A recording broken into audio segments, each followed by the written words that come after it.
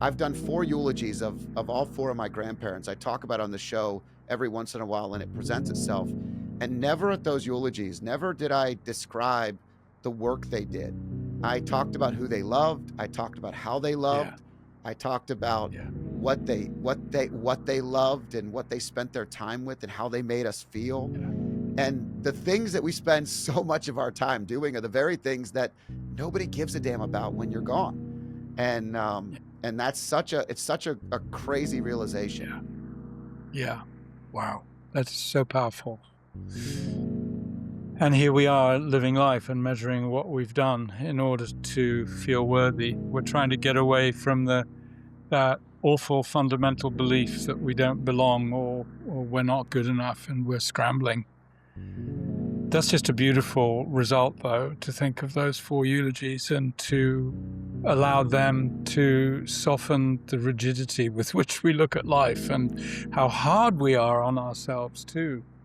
A lady said this to me when I was in the East. I was talking about mastery. I was in my 50s, and I was like, I was coming back out of this period of meditation, and I was like, I'm going to master this thing called life. And she looked at me, she said, well, mystery is the antidote to mastery. And I was like, huh, really? There's nothing bigger than mastery, surely. But as I sat with that, and then when I got kicked, up the backside with that illness, I got it, because I was one veil away from the mystery of death. I was so close to it, and it melted every accomplishment I'd ever made. It melted them into some kind of like something forgettable, something that I could let go of. So I think beyond mastery then becomes, especially as we contemplate going into the last half of our life, negotiating from the ego pedestal of what mastery might mean, into the humility and the atonement and the forgiveness and the things that can come afterwards that really do prepare us for our last breath, is a wise thing to do. It certainly feels right for me. 6 months after his father was murdered, which was 3 years after his uncle was murdered, he turned to drugs, and you can understand why. And he's been sober a long time. And, to be on a sobriety journey, you have to have a lot of integrity with yourself and a lot of faith. And he talks about it openly, that at one point he had tried everything, and he turned to God and he goes, all right, I can't do it without you. You got to do this for me and with me. And he's just an amazing human being. But that kind of leadership, I think, is so important, because everybody talks about success and everybody thinks that they want success, but I disagree. I think what people want is significance. And in order to be significant, all you need to do is turn around wherever you are. There's a person who you could literally bless. And everyone's consumed with how to change this thing and this big thing. It's like, you're going to be met on your path with 6 or 7 individuals every day who you have no clue how much of an impact you can make for them. I'll give you a story. This summer, my father passed away, and it was very sad and very beautiful, because the hospice room is filled with a lot of love and a lot of faith, and he had a lot of faith. So that was there was a lot of beauty in that week, even though there was a lot of pain. And a week after he died, I went out with my family, like a week after we went through, sitting Shiva and everything. And we're sitting at this restaurant, and I was feeling kind of heavy. And I decided, you know what? The best way to feel better is to do something for a stranger. So I turned to this couple sitting next to us, and I said, can I buy you dessert? And the woman's like, yeah, that's really sweet. We're on our first date. I go, great. So I buy them dessert. She asked me for my social media so she can text me. So she texts me 2 hours later. Thank you so much for the dessert. That was so nice of you.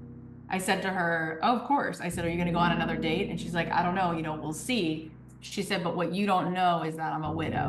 And she said, this is my first date in 5 years. And I'm telling you, she said, when you did that, no one's ever bought me dessert. And I knew my late husband sent you because he's telling me he's giving me the love and permission to do this again. And she's only 45. And it breaks my heart. And I said, you know what's crazy? That was my first night out since several weeks of being in the hospital, then hospice, then my dad died. And I said, my dad died on July 3rd. And she said, you know what?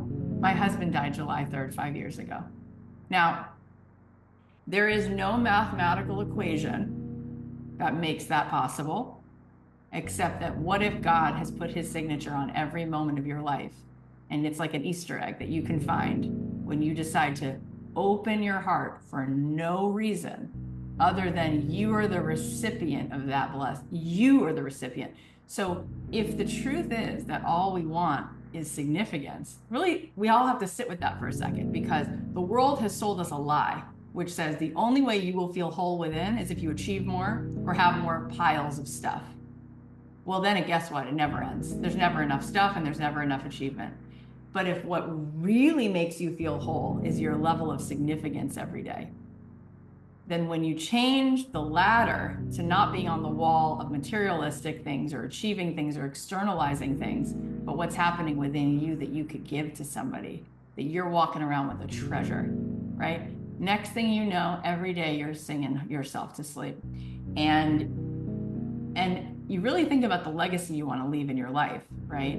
You want to leave that legacy. And it's amazing, because if I went through every single thing that's ever happened to me, it literally happened from the power of, connecting with a person in a moment for no reason other than it feels good to do so. Okay, we're born within a family structure. There's karmic stuff, there's ancestral stuff, there's what we don't work out as human beings is what we tend to pass on to our children. There's an inheritance, an unwritten legacy there, a secret legacy.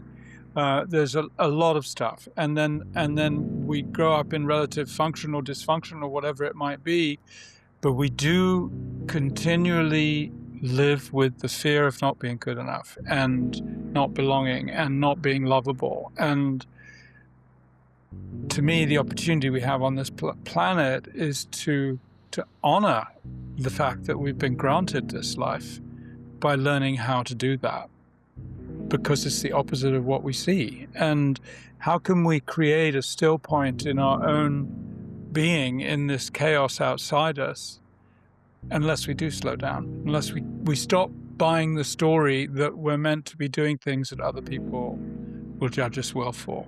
I gave all 4 of my grandparents eulogies, and my grandfather died at like 95 years old. He was a devout, faithful man, like to the point where we opened his top drawer after he had gone, and I was like, that's where you're like, oh, if we're gonna find any bad stuff, this will be where it's at. And there's just a Bible and like Pope John Paul II book and like medals. He's just an amazing man. And when I did the eulogy, I looked at all my cousins who were out there, and so many of them have given up faith or backed away from their faith or have lost themselves. And I just said, I always want us to remember that you can't have the life, the family. Look at all the people that are in this room. You can't have all of that without remembering what it was built on.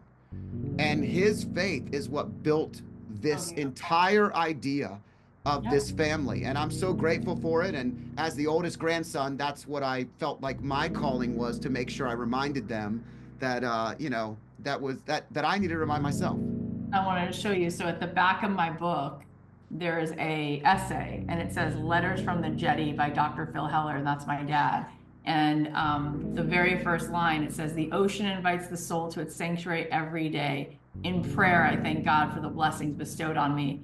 And he goes, it's all about God. And the reason why this is in the back of my book, something my father wrote, get this. So it's the week of hospice, okay, in July. My dad's dying. And that is the exact same week Simon & Schuster wanted me to turn in the book with the final edit. I was not allowed to touch it after July 5th. Listen to this. So it's July 3rd. My dad passes away. I've been in that hospice room for days. I find in his top drawer of his desk a letter he wrote about God. I call Simon & Schuster. I go, could you put this please in the back of my book? Could you publish this essay? Please, I can't believe I just found this.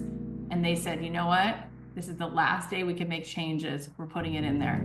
So my dad's words, which are all about beginning your day talking to God, are in this book. It's the final note in this book. And I'm telling you, that is not a coincidence. And I was blown away that I found that on his top drawer, right? That he left that with us. He left that message with us. And you want to hear something wild? It's crazy. So my last name is Heller. That's my dad. My husband and I have different last names because I was already in the industry and I had a career. And anyway, I kept my last name. So my dad says to me on his deathbed, I wish I could leave you a house. I want to leave you my home. I want to leave you my home. Long story short, my stepmom sells the house that they had. My sister and I were devastated. And I said, you know what? Just watch how dad's going to figure out a way. There'll be something that happens. So my husband and I start thinking about moving to Florida. We've been in LA for 23 years. We start thinking about moving the kids to Florida, which is where I grew up. And we put an offer on a house. And I said, if God wills it, it'll be. Let's write it for less than they're asking to see what they come back with. Okay, we write an offer. They come back the next morning accepting the offer. So I said to the agent, you know, they didn't even counter. They didn't even ask for like 50 grand more or 200 grand more. We came in 400 under asking. The woman, get this, she says, the family who lives there, they felt it was a sign because their last name is Heller. And they feel like this is your house. Oh and my I'm like, gosh. I go, are you kidding me now? So we buy the house because this is the Heller's house, right? They're the only people who've owned it. And I didn't know that they lived there. I don't know who lived there. I'm writing an offer. I found the house on Zillow, right? Right. Move into the house. We redid it. We were just there over Passover and Easter. And the first morning I'm sitting in the kitchen and it's beautiful. We redid it, da, da, da. There's this red cardinal that comes and sits down next to me. And then he comes every day and she builds a little nest and she starts feeding her little red cardinals. And it's so beautiful. And I've grown up in Florida, so I've seen iguanas, but I've never seen a red cardinal in my life that close up. So I go to ChatGPT, I go, what does a red cardinal signify? And it said a red cardinal is a sign that somebody who passed is visiting. It set up a nest literally next to me. I go, Dad, I get it. I get it. Here. You got me. This is the Heller's house. You told me on your deathbed you want to leave me a house. You left me a house. May it be for blessing. And, you know, he was always so worried about us in LA. He's like, I don't know. There's a lot going on there. I get really worried. And I want you to come back. I want you to come back. I got to find a way for you to come back. You know, he could never have left us this big of a house, right? My dad didn't own a big house like that. I have 3 children. It is so wild how when you are available, God will show up wherever you allow him in. That life is short. That this time on earth that we have with each other is short. And while we're celebrating someone's life and we're representing, you know, our friendship or our life together, or just there to support the person that lost the other person, it's just such a powerful reference to how we want to live. I've had the pleasure, I've talked about this all the time, and I will continue to talk about it all the time, but I've had the pleasure of doing 4 eulogies.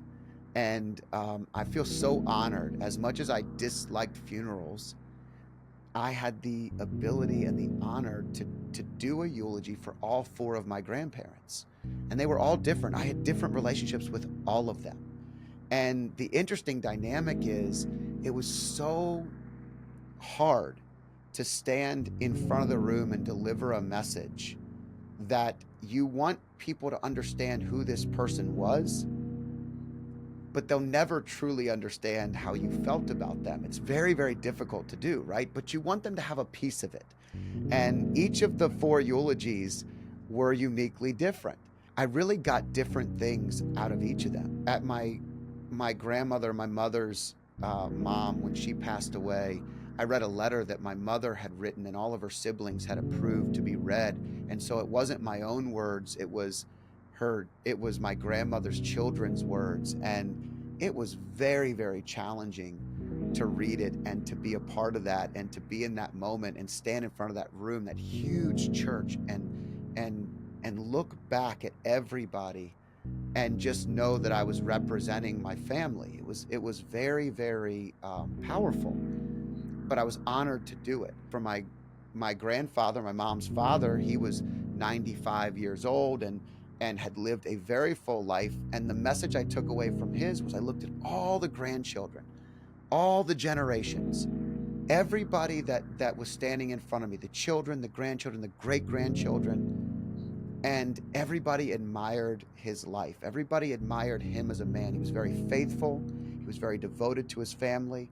He had an aura about him that just gave you a calm, and very special human. And, he's my grandfather, so I think of that anyway. But the point I'm getting is that I remember looking at everybody in my family that I could identify, and just thinking, hey, we have to remember that if we want this life, we have to remember what his guiding principles were. And for my grandfather, it was God.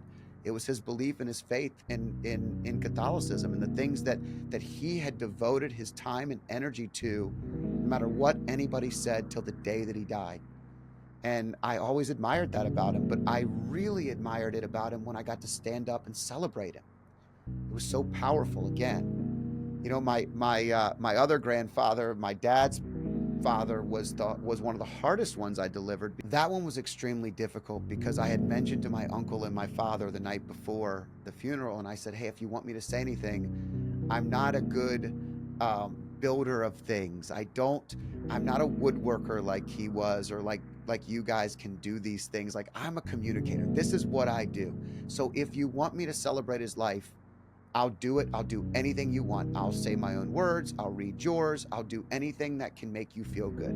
And I wasn't received with the best response. It was a little bit challenging, and I think that both my father and my uncle kind of felt like maybe I overstepped my boundary. But then in the morning, they handed me 2 letters.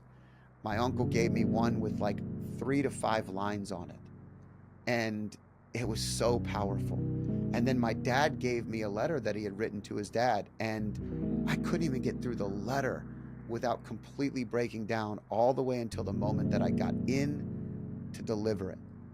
And then I delivered it, and it was such a great celebration, such a great note, such a great letter to celebrate his life. And everyone in that room felt that. That I would be able to develop some tools that other people could use to be stronger in their walk of faith, to be stronger in their family relationships, be stronger in their leadership skills.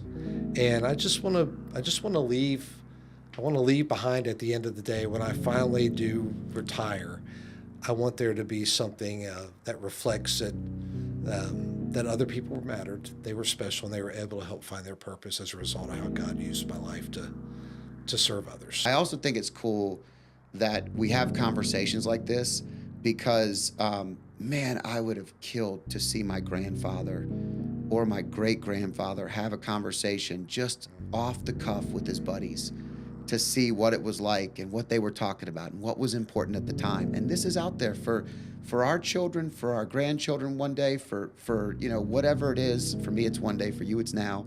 But they get to see that and to be a part of it. And that's part of the reason that I keep having these conversations, a little peek into the library of our lives, and living that legacy versus leaving it.